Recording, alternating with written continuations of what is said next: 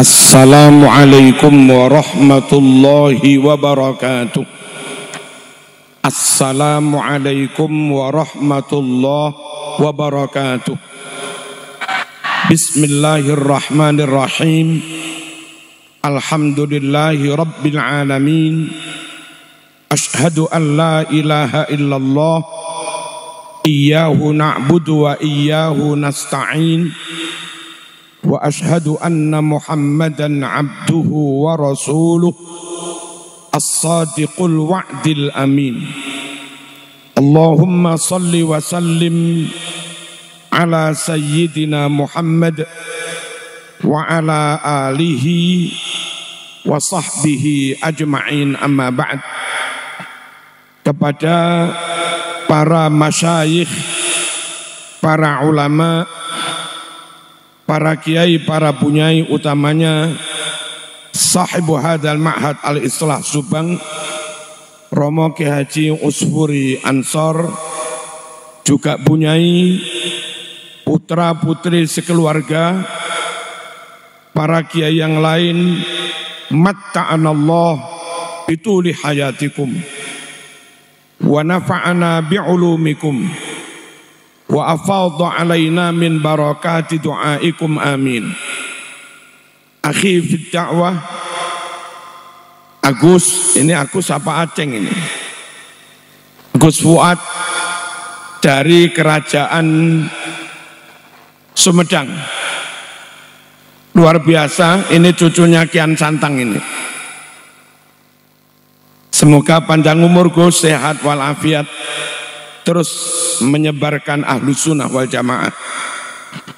Para pejabat baik dari pemerintah Kabupaten Subang, DPR nggak sempat kenalan tadi, Pak Camat dari kepolisian, TNI, semuanya, semoga Subang semakin makmur, semakin sejahtera, semakin maju, semakin barokah, dan tentu semakin ahlus sunnah wal jamaah. Amin, Allahumma amin. Seluruh pengurus NU dan banom-banomnya, wilayah Jawa Barat, cabang Subang, mungkin juga Indramayu, kecamatan, MBC, PAC, anak cabang, NU-nya, muslimatnya, Ansor, Fatayat, Ibnu, IPP, Banser, Pakar Nusa, semuanya. Semoga senantiasa istiqomah di jalur Islam ahlus sunnah wal jamaah. Para wali santri, para undangan, para alumni, para asatid, panitia pengurus, semoga panjenengan semua diberi keberkahan, kemudahan, lapang rezeki, sehat oleh Allah Subhanahu wa taala. Bapak Ibu rahimakumullah, yang di belakang rame, ini ada beberapa tempat kosong, bisa dimaksimalkan di sini. Mungkin ada yang kosong-kosong, sini juga boleh. Yang penting dapat ilmu. Bapak Ibu rahimakumullah, saya tidak ngaji panjang-panjang, tapi akan menyampaikan 1 poin, 2 poin, selesai paham lanjut ke poin yang lain. Ada pertanyaan dari orang di luar NU, yang benar ikut Quran hadis apa ikut kiai? Yang benar ikut Quran hadis apa ikut ulama? Kalau dijawab ikut ulama, Anda nggak ikut Quran hadis, kafir. Kalau dijawab ikut Quran hadis, Anda nggak ikut ulama, jadi Wahabi. Bagaimana hadirin rahimakumullah? Kalau saya panjenengan semua diundang ke Amerika, lalu dibekali peta. Kalau ke Amerika hanya berbekal peta saja, turun di bandara New York, nanti masih bingung juga memahami peta, mencocokkan peta dengan kenyataan. Kalau ada macet-macet, lewat jalur mana juga bingung. Sepenting apapun peta dan harus dibawa, tapi harus ada guide yang menyertai, membimbing, mendampingi kita, menunjukkan jalan. Kalau kita ke Amerika ada peta dan ada guide, begitu turun di bandara jemput guide, ini mas sini ini selesai. Tapi kalau tanpa guide masih bingung juga. Al-Quran, hadis, peta hidup, petunjuk hidup. Kapan harus lurus, kapan harus belok kanan kiri, kapan itu satu arah saja, kapan nggak boleh dilewati. Itu Quran, hadis, peta hidup. Nah, ibarat kita ke Amerika hanya membawa peta saja tanpa ada pembimbing, masih bingung. Kita orang awam hanya merujuk kepada Quran, hadis saja tanpa ulama yang membimbing kita bagaimana membaca dengan tajwid yang benar, enggak ada yang bimbing. Bagaimana memaknai dengan tarkib nahwu shorof yang benar, enggak ada yang bimbing. Bagaimana menangkap makna berdasar ilmu ma'ani bayan batik yang benar, enggak ada yang bimbing. Bagaimana memilih mana yang khos, mana yang am. Bagaimana kalau ada mubham, mana mubayyannya. Bagaimana kalau ada mutlak, mana muqayyadnya. Bagaimana kalau ada nasikh, mana mansukhnya. Bagaimana kalau ada makna majaz, mana makna hakikinya, dan seterusnya. Kita orang awam langsung pegang Quran, hadis tanpa dibimbing ulama yang ahli tajwid, tanpa dibimbing ulama yang ahli nahwu shorof, tanpa dibimbing ulama yang ahli balaghah, mantik, ulumil Quran, usul hadis, usul fikih, dan yang lain-lain. Tentu kita tetap bingung juga. Hadirin, baca, maaf, ini idgham apa enggak? Ini gunnah apabila gunnah? Ini idhar qamariyah apa idgham? Halo, kita bingung juga. Ini ismam ini seberapa? Bingung juga. Ini imalah itu kayak apa? Bingung juga. Ini saktah, ini mu'anaqah, bingung juga. Ini tarkik, ini tafkhim, bingung juga. Ini huruf mutbaqah, ini mutbaqah mutlaqah, ini qalqalah sughra, ini qalqalah kubra. Enggak ada kiai tajwid yang bimbing itu. Jangankan sampai tafsirnya, jangankan sampai makna dan istimbatnya, lawang baca saja salah. Terus bagaimana hadirin? Ikut Quran sunnah apa ikut kiai? Ikut Quran sunnah apa ikut kiai? Ngikuti peta apa ngikuti guide? Yang benar merujuk berpegang pada peta dengan dibimbing si guide. Yang benar berpegangan merujuk pada Quran sunnah tapi dengan dibimbing para kiai. Dan itulah NU, itulah ahlu sunnah wal jamaah. Fas'alu ahla dzikri in kuntum la ta'lamun. Tanya kepada ulama yang ahli zikir jika kamu nggak ngerti.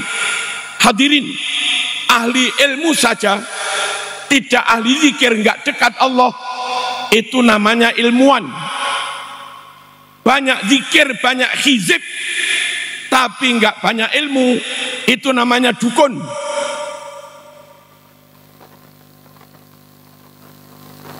Ilmu oke, Quran sunnah tafsir dikuasai, cerdas, plus tahajudnya top, zikirnya top, thariqahnya top, apalagi hizibnya juga top, barulah itu kiai. Kepada mereka lah kita bertanya, fas'alu ahla dzikri in kuntum la ta'lamun. Allahumma shalli ala sayyidina Muhammad.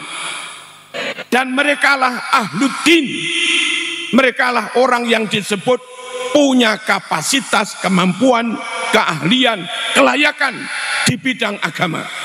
Dan semua masalah agama harus dirujuk kepada mereka. Idza wussidal amru ila ghairi ahli fantadhiris sa'ah. Kalau suatu urusan diserahkan kepada yang bukan ahlinya, maka tunggulah kehancurannya. Pertanyaan pertama, ikut Quran hadis apa ikut kiai? Gimana tadi? Ikut Quran hadis dengan dibimbing kiai. Membaca yang benar dibimbing kiai ahli tajwid. Memaknai yang benar dibimbing kiai yang alim nahwu shorof, tarkib ngerti. Menangkap makna istimbat yang benar dibimbing kiai yang ngerti usul fikih, ulumil hadis, ulumil Quran, ma'ani dan yang lain-lain. Allahumma shalli ala sayyidina Muhammad. Sekali lagi, jangan Quran hadis tok tanpa kiai. Tentu ya nggak mungkin kiai tanpa Quran hadis. Yang kedua, Bapak Ibu rahimakumullah, kenapa nggak langsung Quran sunnah saja? Kok pakai bermadhab? Kita ini pakai madhab, utamanya madhab Syafi'i. Satu, kita kepingin memastikan Islam kita ini Islam yang bersanad muttasil sampai Rasulullah sallallahu alaihi wasallam. Jangan Islam yang tidak muttasil, jangan Islam yang tidak bersanad, jangan Islam yang tidak ada mata rantai sambung sampai Rasulullah sallallahu alaihi wasallam. Untuk memastikan Islam kita Islam yang bersanad, nyambung sampai Rasul dengan cara bermadhab, maka kita pastikan Islam kita nyambung sampai Rasul. Kita bermadhab Syafi'i. Imam Syafi'i punya guru Imam Malik. Imam Malik punya guru Imam Nafi'. Imam Nafi' punya guru Abdullah bin Umar. Dia sahabat, berguru langsung kepada Rasulullah. Kalau kita ikut Imam Syafi'i, pasti sambung Nabi. Imam Syafi'i, Imam Malik, Imam Nafi', Abdullah bin Umar, Rasulullah. Imam Syafi'i berguru ke Imam Waqi'. Imam Waqi' berguru ke Imam Hasan Basri. Imam Basri berguru kepada Abdullah bin Mas'ud. Dia berguru langsung kepada Rasulullah. Dengan bermadhab Syafi'i, nyantol ke Imam Syafi'i, jamin sambung sampai Rasulullah. Imam Syafi'i berguru pada Syekh Abu Yusuf. Dia berguru pada Imam Hanafi. Imam Hanafi berguru pada Imam Ja'far Shadiq. Imam Ja'far berguru pada Imam Baqir, abahnya sendiri. Imam Baqir berguru pada Imam Ali Zainul Abidin, cicitnya Rasulullah sallallahu alaihi wasallam. Imam Ali Zainul Abidin berguru pada abahnya sendiri, Imam Husain As-Syahid. Imam Husain cucu Nabi, tentu ngajinya langsung ke mbaknya Rasulullah sallallahu alaihi wasallam. Bermadhablah dengan nyantol ke Imam Syafi'i, nyata ilmu kita bersambung sampai Rasulullah. Kalau tidak bermadhab, maaf, misalnya saya nggak bermadhab, ikut saja Pak Sugi Nur misalnya. Saya nggak bisa menjamin dari Pak Sugiknur itu ilmunya, akidahnya, amalnya, pahamnya bersambung sampai Rasulullah. Saya nggak bisa jamin. Kalau kita nggak bermadhab satu di antara madhab 4, maaf, misalnya saya ikut saja Prof. Amin Rais misalnya, saya sulit membuktikan secara pasti dari beliau atau dari siapa-siapa bersambung sampai Rasulullah Sallallahu Alaihi Wasallam.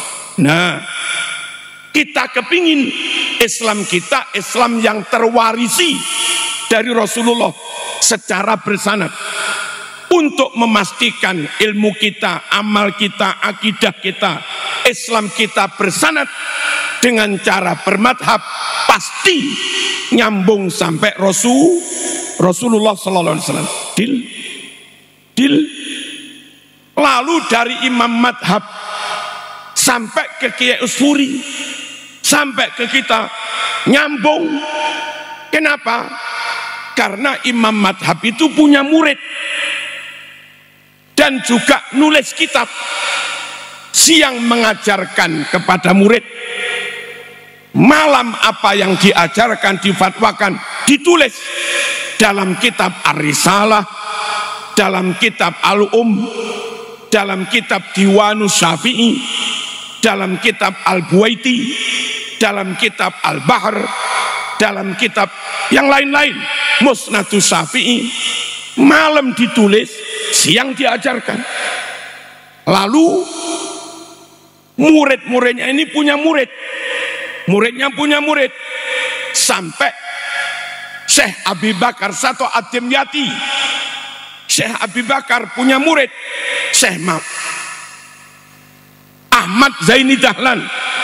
Said Ahmad Zaini Dahlan punya murid Syekh Mahfud At-Turmusi, Syekh Nawawi Al-Bantani, Syekh Khotib As-Sambas. Beliau-beliau punya murid Hadratus Syekh Mbah Hasyim As'ari, Ki Abbas Buntet, dan yang lain-lain. Lalu sampailah ke kita-kita ini. Terus kalau ada orang sanksi, jangan-jangan murid ini salah penyampaiannya, jangan-jangan si murid-murid ini salah menerimanya. Imam Syafi'i sudah antisipasi. Apa yang saya ajarkan secara lisan, tak tulis dengan tangan. Kelak kalau ada orang klaim ini madhab Syafi'i, ternyata enggak sama dengan Al-Um, ternyata enggak sama dengan tulisannya Imam Syafi'i, maka orang itu enggak bisa klaim itu madhab Syafi'i. Ada tulisan tangan Imam Syafi'i, ada pewarisan ilmu secara berantai. Nah, perlunya ada tulisan ini untuk ngontrol kalau ada penyampaian yang keliru, kalau ada penyampaian yang salah. Bapak Ibu rahimakumullah, Dawud Az-Zahiri katanya berfatwa, tapi dia enggak mengarang kitab. Lalu setelah bertahun-tahun ada orang klaim, Ibnu Hazm, dia klaim dan nulis ini madhabnya Dawud Zahiri, tapi enggak ditulis sendiri oleh Dawud Zahiri. Maka klaim itu sekedar menjadi klaim, tidak akurat, tidak faktual, tidak valid. Beda dengan madhab Syafi'i. Saya katakan rukun wudhu 6 berdasar guru saya yang madhab Syafi'i. Dicek di kitab Al-Um karangan Imam Syafi'i, emang rukun wudhu juga ada 6.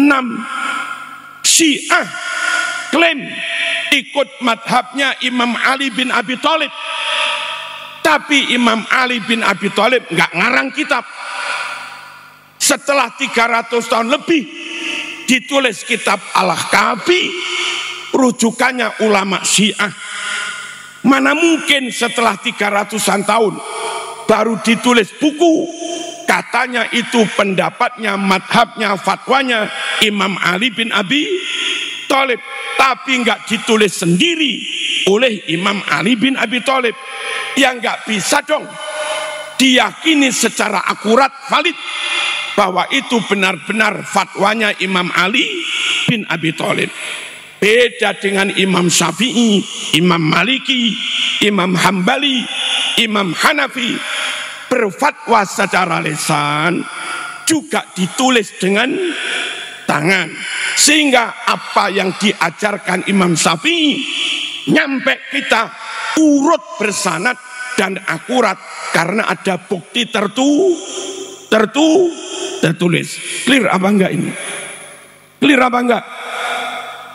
Maka itu kita bermadhab dari Imam Syafi'i nyampe Nabi nyambung. Tak ulangi, kita harus bermadhab dari Imam Syafi'i sampai Rasul sambung. Dari Imam Syafi'i nyampe kita, ilmu nyampe lewat dua jalur. Jalur guru murid sampai kita, plus tulisan tangan oleh Imam Syafi'i sendiri untuk ngecek, ngontrol barangkali ada orang keliru berfatwa mengatasnamakan madhab Syafi'i. Bisa dipahami nih? Bisa nggih? Makanya NU bermadhab. Kenapa? Biar sambung. Yang kedua, Imam Syafi'i itu super alim di bidang nahwu sorof, balaghah, mantek dan yang lain-lain. Allahumma shalli ala sayyidina Muhammad. Monggo HP-nya ditaruh dulu. Imam Syafi'i alim sampai imamnya nahwu Kiai Imam Sibaweh itu dalam kitab yang ditulis Imam Sibaweh tentang nahwu di kitab Alkitab, judulnya kitab itu Alkitab. Di situ dia banyak menukil dari Imam Syafi'i. Imam Sibaweh imamnya nahwu ternyata banyak mengambil dari Imam Syafi'i. Kita bisa bayangkan betapa alimnya Imam Syafi'i di bidang nahwu sorof. Ikut ulama, ikut madhab yang menguasai ilmu alat itu super penting. Jangan ikut ustadz yang tidak menguasai ilmu alat, karena tidak mungkin Quran Sunnah dipahami secara benar tanpa menguasai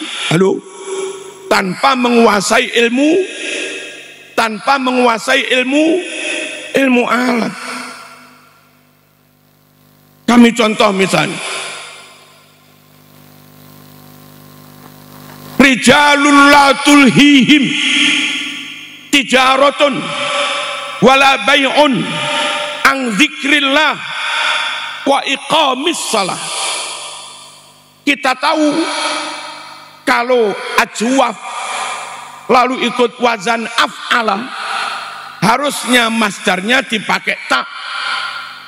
Aqama yuqimu iqamatan, abana yubinu ibanatan. Ya Kiai. Tapi Quran ini taknya dibuang. Gimana tadi? La tulhihim tijaratun wala bai'un an dzikrillah wa iqamis shalah. Harusnya wa iqamatis. Ini yang bisa menjelaskan hanya ulama yang alim nahwu sorof. Dan kalau nggak alim, nanti memaknainya juga keliru. Wal mutallaqat yatarabbasna bi anfusihinna salasata quru. Kenapa salasata quru? Kok tidak salasa? Terus kalau salasa quru, quru maknanya apa? Kalau salasata quru, quru maknanya apa? Ini menyangkut hukum yang ngerti hanya ulama yang menguasai nahwu sorof. Aqimis sholata li dzikri. Li ini maknanya taklil. Apa lam kai? Apa lam sababiyah? Apa lam bimakna ba'da? Yang ngerti hanya ulama yang mateng nahwu sorof. Halo, laukana fihima alihatun illallahu, dirofakkan kiai Quran. Padahal kita tahu istisna, mustasna. Kalau kalamnya tam mujab, ada mustasna minhu dan tidak ada nafi, tam mujab harusnya nasab illallah. Tapi Quran membacanya illallahu. Mengapa? Ini yang bisa menjelaskan hanya ulama yang pinter nahwu sorof. Allahumma shalli ala sayyidina Muhammad. Aqimis salat liduluki syamsi ila ghasaqil laili wa qur'anal fajr. Aqimis salat li ini bimakna fi, apa bimakna taklil, apa bimakna ba'da. Yang bisa menjelaskan ulama yang ngerti nahwu sorof. Tentang puasa, faman syahida minkumus syahra falyasum. Syahida minkumus syahra, syahida ini syahida yashadu syahadatan, menyaksikan. Apa syahida yashadu syuhudan, hadir ay ghairu musafir. Kalau syahida masdarnya syuhud, ini berarti maknanya siapa yang di bulan Ramadan lagi mukim di rumah, tidak musafir, wajib puasa. Yang musafir boleh mukim. Tapi kalau syahida masdarnya syahadah, menyaksikan, siapa yang menyaksikan hilal wajib puasa. Kalau belum berhasil ru'yat hilal nggak wajib puasa. Ayat ini dalilnya orang musafir nggak wajib puasa. Apa dalilnya meru'yat hilal? Yang bisa menjelaskan hanya orang yang alim nahwu sorof. Lah kita ikut Imam Syafi'i. Pertama nyambung sanadnya, dari Syafi'i ke Nabi nyambung, dari Syafi'i ke kita juga nyambung. Yang kedua, Imam Syafi'i jagoan di bidang nahwu sorof. Kalau misalnya suasana tenang begitu, khusus anak-anak pondok kami jelaskan. Tapi karena umum repot juga, kami mau menjelaskan yang ruwet-ruwet kayak begitu. Kapan-kapan ada forum yang lebih lebih khusus lagi ya. Ini sekedar tak beritahukan saja bahwa kita nggak salah ikut Imam Syafi'i. Contoh, faman syahida minkumus syahra. Ada yang memaknai syahidah itu syuhud, berarti hadir. Ayat ini bukan dalilnya meru'yat hilal. Saya jawab versi madhab Syafi'i. Mas, kalau syahida kau anggap masdarnya syuhud, bimakna hadara hudur, hadir, berarti syahidah itu lazim, bukan mutaati. Kalau syahidah lazim, tidak mutaati, lantas asyahro dibaca nasab, jadi apa mas?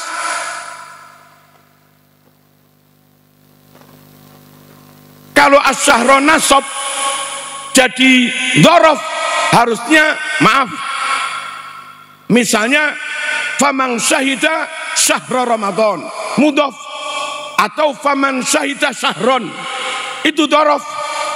Kalimatnya bukan faman syahida syahron, juga bukan faman syahida syahra Ramadan, tapi kalimatnya faman syahida minkumus syahra. Nggak bisa asyahro ini jadi dhorof, bisanya jadi maf'ul.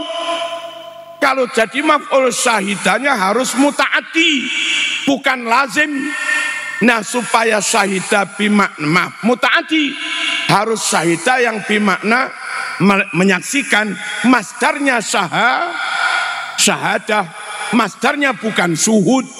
Jadi ayat ini versi Syafi'i, siapa di antara kamu yang menyaksikan hilal Ramadan, asyahra maf'ulnya. Jadi ayat ini dalilnya wajib meru'yat hilal dan yang lain-lain. Allahumma shalli ala sayyidina Muhammad. Ikut Imam Syafi'i top. Dia jagoan di bidang ilmu nahwu. Yang ketiga, Imam Syafi'i super cerdas. Bagaimana enggak cerdas, dikandung ibunya 4 tahun. Nggih, Kiai. Iya apa enggak? Dalam kandungan 4 tahun, orang lain mau masuk TK, Imam Syafi'i baru lahir. 7 tahun hafid Quran. Imam Syafi'i sulit dicari tandingannya. 9 tahun hafal Muwatta. Muwatta itu kira-kira 2000 hadis lebih. Saya punya tebal, Kiai. Itu Imam Syafi'i kuasai Muwatta, hafal dalam umur sekitar 9 tahun. Umur 13 tahun jadi hakim agung di Yaman, qadhi. Kita 13 tahun main layang-layang. Imam Syafi'i 13 tahun jadi hakim agung. Luar biasa. Enggak salah kita ikut Imam Syafi'i. Apa perlu kiai? Ikut kiai ulama yang cerdas? Ya perlulah. Hatinya sambung Allah, hatinya bersih, tapi enggak cerdas, bisa-bisa pelupa atau salah paham. Cerdas banget, tapi hatinya enggak sambung Allah, bisa-bisa menyalahgunakan ilmu. Nah, yang kita ikuti ini super cerdas dan super zuhud Imam Syafi'i. Saya cerita tentang zuhudnya Imam Syafi'i di kitab Ad-Da'watut Tammah bagian belakang Manaqibul A'immatil Arba'ah. Ketika menceritakan biografinya Imam Syafi'i, di situ disebut jadi hakim agung 3 tahun, serepes pun gajinya enggak dimakan, utuh. Lalu 100% dibagi kepada fakir miskin yatim, serepes pun enggak mengambil. Kenapa Imam Syafi'i begitu? Saking wirainya, saking ihtiyatnya, saking zuhudnya, saking hati-hatinya. Mengapa? Maaf Kiai, yang jadi hakim maaf. Hakim agama hari-hari pekerjaannya ketok palu, cerai tok, cerai tok, cerai tok. Namanya hakim agama, 1000 kali ketok palu, 1000 kali itu pula dia menyenangkan yang menang, tapi 1000 kali pula dia membuat sakit hati yang, iya apa enggak? 1000 kali bikin senang yang menang, tapi 1000 kali pula bikin sakit hati yang kalah. Itu hakim. Nah, Imam Syafi'i takut nanti di akhirat digugat oleh mereka yang sakit hati. Saking hati-hatinya Imam Syafi'i, gajinya enggak dimakan, sedekahkan semua. Kelak kalau di akhirat mereka nuntut, tinggal bilang, gajiku sudah tak sedekahkan, ambil pahalanya, ambil. Itu Imam Syafi'i, serepes pun enggak mau gelap akhiratnya, serepes pun enggak mau remeng-remeng akhiratnya. Ikut ulama yang super khosyatullah, ikut ulama yang super taqwallah, itu penting Bapak Ibu rahimakumullah. Orang pinter menguasai Quran Sunnah, tapi hatinya enggak takut Allah. Kata orang Jawa Timur, nyamari. Nama nyamari, gak bahaya dah. Bisa-bisa mau menghadapi pilgub, mau menghadapi pilkada, ada calon mungkin enggak ahlu sunnah wal jamaah, atau ada calon tarkus salat, ada calon maaf track recordnya enggak baik, tapi gara-gara soan pada orang alim yang enggak takut Allah, terus sudah memberi taruhlah 10 miliar. Bisa-bisa kiai itu meskipun alim, ustadz itu meskipun alim, bilang kepada jamaah, besok yang wajib dicoblos ini. Orang nggak takut Allah itu masih bisa belok-belok, membahayakan nasib akhirat kita juga. Nah, Imam Syafi'i itu alim, sambung Nabi, kuasai Quran Sunnah, 9 tahun hafal Muwatta, 13 tahun jadi hakim agung, plus takutnya pada Allah luar biasa. Makan gaji serepes saja nggak berani, khawatir besok dituntut oleh mereka yang divonis kalah itu. Hati ini rasanya serambut pun nggak ragu ikut Imam Syafi'i, karena mentalitasnya kayak begitu, karena moralitasnya kayak begitu. Pinter, top itu Imam Syafi'i. Kadang yang lain top ini nggak top, atau top ini nggak top. Nah, Imam Syafi'i seperti itu. Allahumma shalli ala sayyidina Muhammad. Hadirin rahimakumullah. Lalu kelebihan kita ikut Imam Syafi'i. Imam Syafi'i itu pengalaman kemana-mana. Imam Maliki top, tapi Imam Maliki banyak duduk tinggal di Madinah, nggak banyak kemana-mana. Imam Hanafi top, tapi Imam Hanafi banyak di Kufah dan Baghdad. Imam Hambali top, tapi Imam Hambali banyak di Mekah. Beda dengan Imam Syafi'i, kecil di Mekah bersama ibunya di Ghuzah, lalu agak remaja ke Madinah, ngaji ke Imam Malik sampai apal Muwatta, lalu habis itu ke Yaman jadi hakim agung, habis itu ke Basrah ngaji ke Imam Waqi itu jadi, lalu ke Baghdad An-Nidhamiyah jadi guru, jadi dosen. Masa tuanya ke Mesir ngajar di Al-Azhar. Apa kelebihan ulama yang begini? Bapak Ibu rahimakumullah, Nabi wafat, sahabat itu nyebar kemana-mana. Sahabat ada yang nyebar ke Yaman, tentu membawa hadis. Sahabat ada yang nyebar ke Mekah, tentu membawa hadis. Ada yang ke Kufah, Basrah, Baghdad, bawa hadis. Nah, Imam Syafi'i yang pengalaman kemana-mana, barangkali ada hadis Nabi di bawah sahabat ke Yaman, Imam Syafi'i sudah mengambilnya. Barangkali ada hadis di bawah sahabat ke Basrah, Kufah, Imam Syafi'i sudah mengambilnya.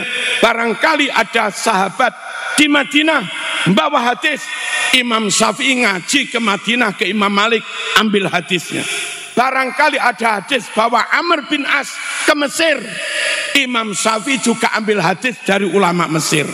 Ikut Imam Syafi'i, insya Allah ikut ulama yang koleksi hadisnya lengkap. Bisa dipahami? Saya ulangi, ikut Imam Syafi'i, insya Allah ikut ulama yang koleksi hadisnya lengkap, komprehensif. Dan itu yang diperintah Quran. Wa ma atakumur rasul fakhudhu wa ma nahakum anhu fantahu. Ajaran apapun yang disampaikan Rasul kepadamu ambil. Nah, saya tidak mengkritik kalau ulama hanya di Kufah dan Baghdad, tidak banyak ke Madinah, tidak ke Mekah, jarang-jarang, tidak ke Yaman, tidak ke Mesir. Khawatir hadis yang dibawa sahabat ke kota-kota itu belum nyampe ke dia, sehingga hadisnya nggak lengkap. Imam Hambali yang banyak di Mekah khawatir hadis yang dibawa sahabat ke Basrah, ke Kufah, ke Yaman belum nyampe ke Imam Hambali. Lain dengan Imam Syafi'i, hadis yang dibawa sahabat nyebar kemana-mana, udah diambil lagi oleh Imam Syafi'i. Clear apa enggak ini? Allahumma shalli ala sayyidina Muhammad. Imam Syafi'i al-jam'u baina sahabah wa ahlil bait. Imam Syafi'i ngaji ke Imam Malik, hafal Muwatta, itu sedang menjalin sanad ilmu dari jalur sahabat. Imam Malik dapat ilmu dari Imam Nafi', Imam Nafi' dapat ilmu dari Abdullah bin Umar, itu sahabat, dapatnya dari Rasulullah. Imam Syafi'i juga ngaji ke Imam Abu Yusuf dari Abu Hanifah. Tadi kita sebut sanad Imam Abu Hanifah full ahlul bait. Ja'far Shadiq, Imam Bakir, Ali Zainul Abidin, Imam Husain, Rasulullah. Ada kaum Syiah yang hanya mau terima ahlul bait, tolak sahabat.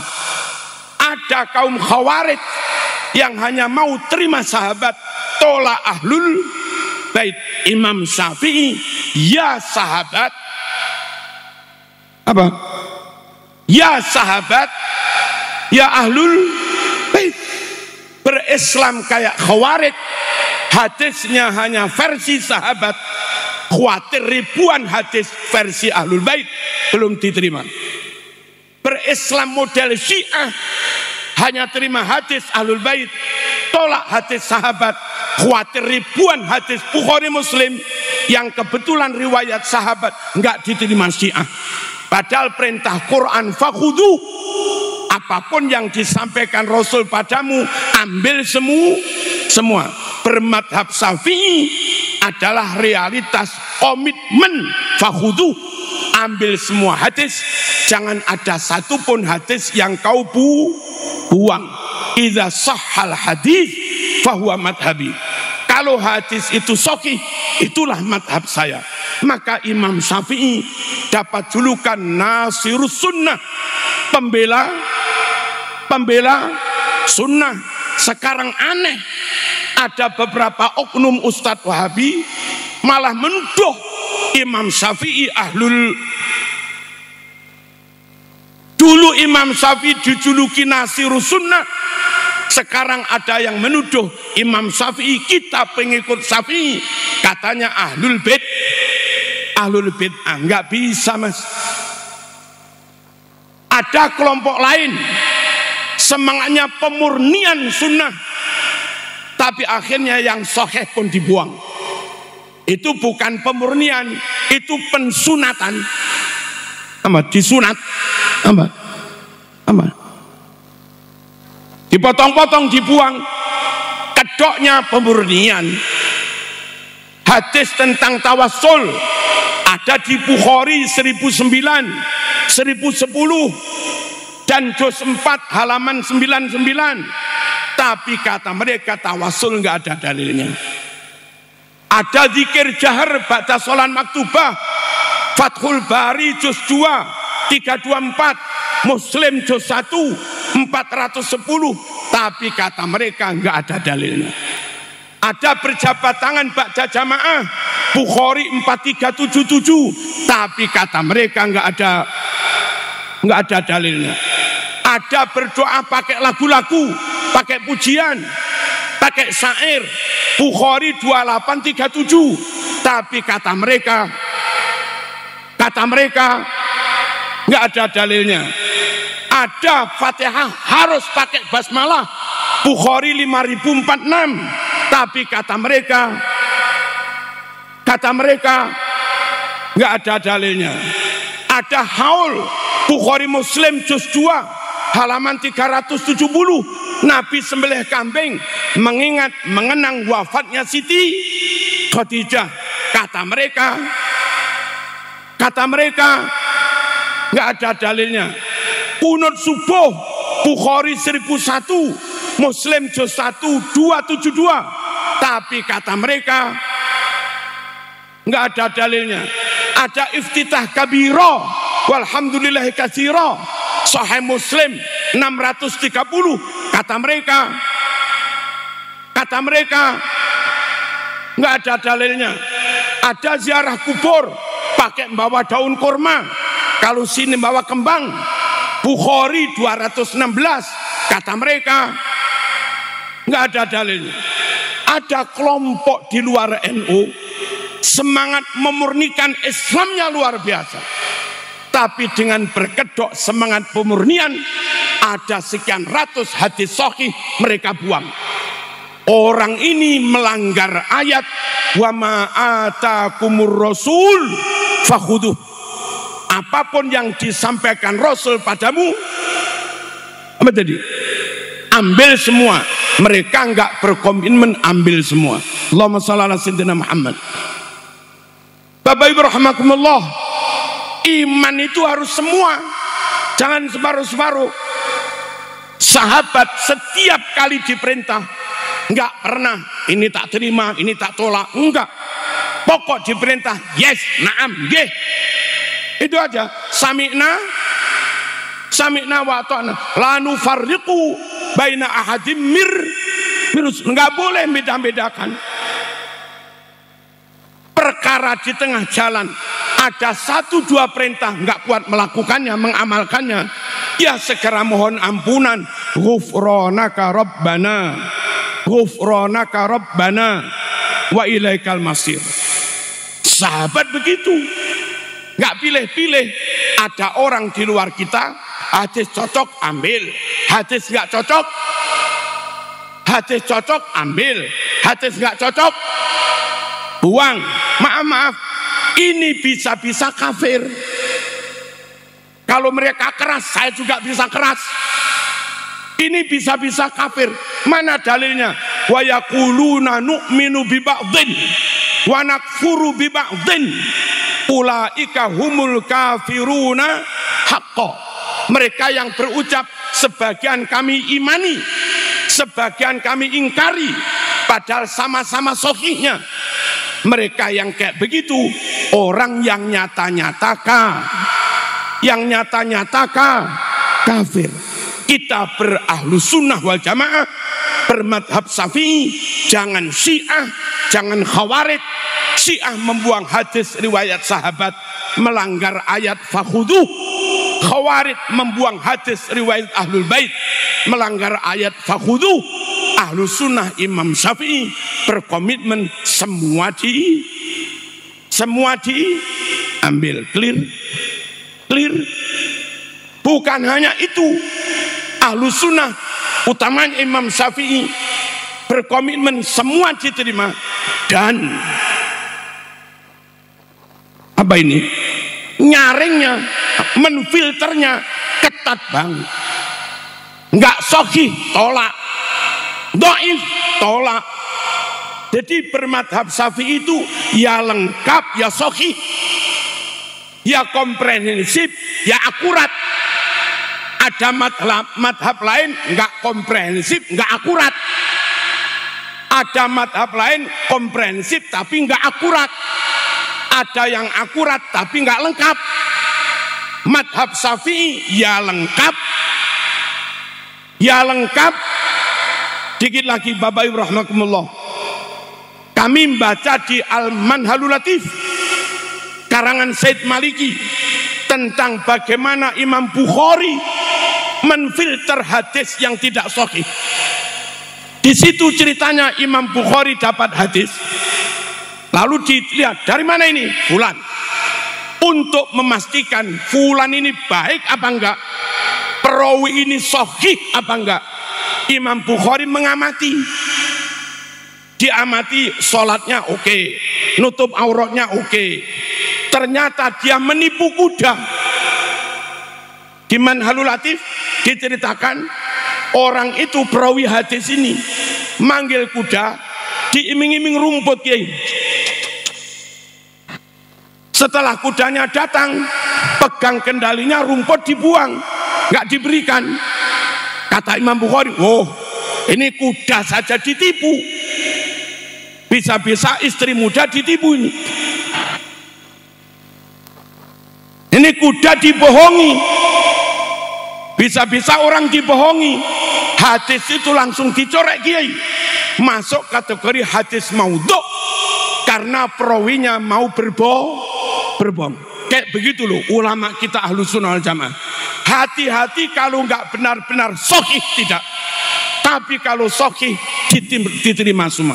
Nah, atas alasan itu dan pertimbangan itu semua, Mbah Hasyim Asy'ari, Ki Abbas Buntet, Mbah Munawir Krapia, Mbah Wahab Hasbullah, Syekhona Khalil Bangkalan dan semuanya untuk umat Islam bangsa Indonesia, Nahdlatul Ulama memilihkan ini saja sudah.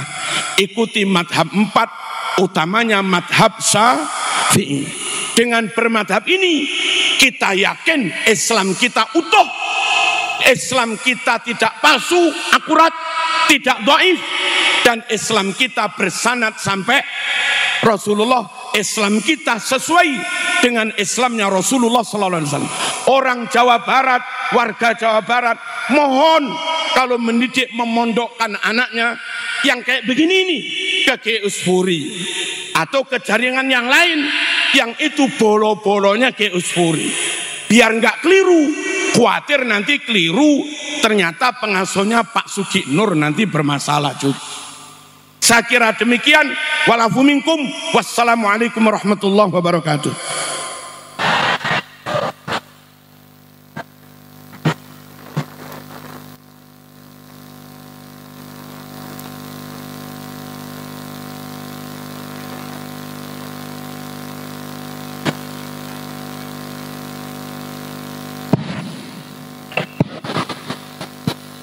Waalaikumsalam warahmatullahi wabarakatuh. Demikianlah ceramah agama yang disampaikan oleh